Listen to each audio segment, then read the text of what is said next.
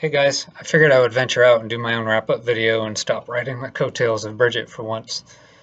She designed this course, and as I've stated, this is my first semester of teaching this course, so I appreciate and value her input. But anyway, I wanted to talk to you guys about the journal entry and the Think About It scenario from this past week that was very emotionally sensitive.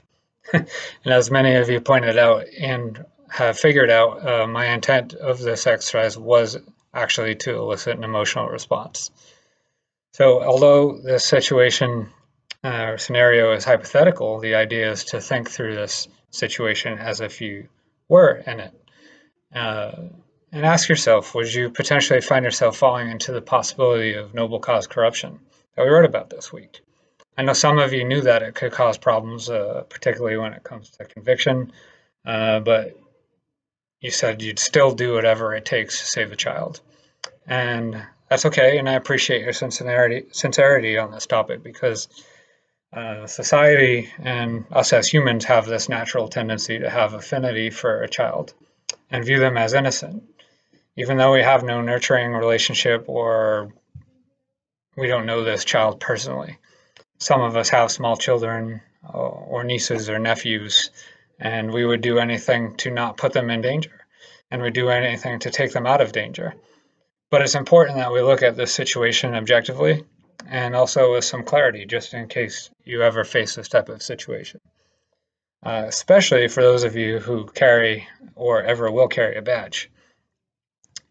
So to start off, if we examine this from a utilitarian standpoint, most of you are correct to argue from this approach, torture would be within our right because this person has been harming children, and the greatest amount of happiness would come to the child and the child's family, and also to society by saving this child. Hence, it would then be okay to use torture to extract necessary information from the perpetrator. But moving along to moral rights theory, we must protect the rights of each individual person, the victim as well as the perpetrator. So we must ask ourselves, are we treating this perpetrator as a means to himself? And if we use torture, then the answer is no. Now, after I look through the moral rights theory or Kantian theory, and some of you argue that we have a duty to save the child, but under Kantian theory, we have a duty to treat people as ends in themselves, just like the moral rights theory. So looking at it from Kantian theory, it would not be ethical to use torture.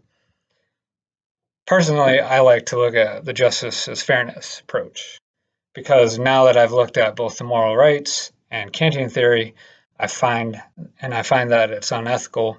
I must then ask myself if justice is being served. No, we're not getting information to protect the child. So let's look at justice as fairness, and that suggests we can look at equals as being equals and unequals as unequals. And it's certainly an unequal, and now we have a right to do something, but we must ask if torture is okay. So if you look at Bellaby's just intelligence principles, the answer is always going to be no, no matter what the circumstances, because the potential of normalization and setting a bad precedence. So that leaves us with two important pieces.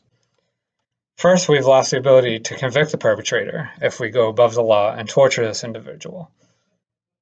So now we've set off another string of effects. We've upset the family because we're not going to be able to convict this person. And even if we did use torture, there's a high probability he could be lying because, face it, he's got a kid held hostage or whatever. He's in all likelihood a sociopath and he's going to play you. No matter what you say to him, it's not going to matter. He's just going to lie to you, and even whatever he says to you, there's no guarantee we still save the child. Now, the second part, in my opinion, slightly more important, and you can look at it from a utilitarian perspective as well.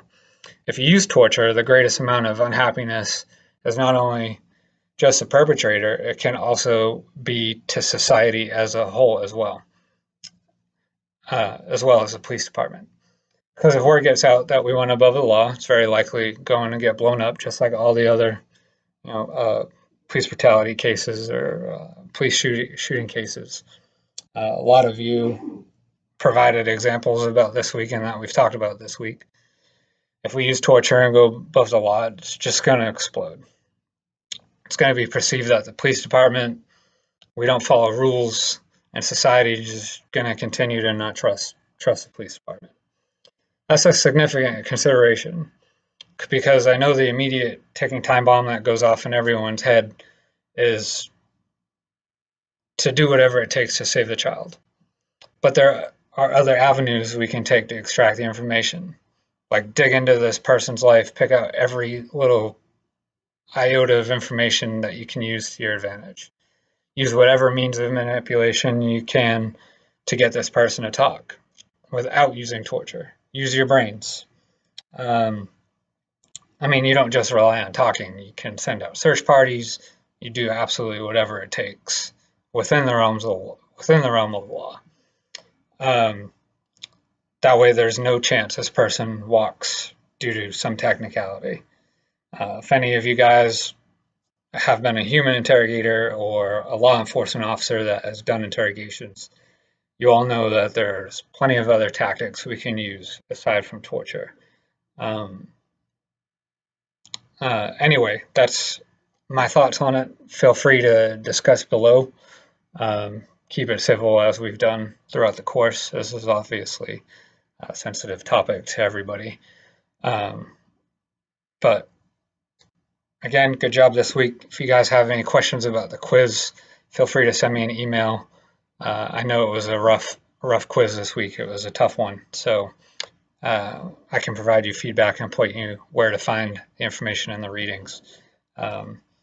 Anyway, talk to you guys soon and good luck this week.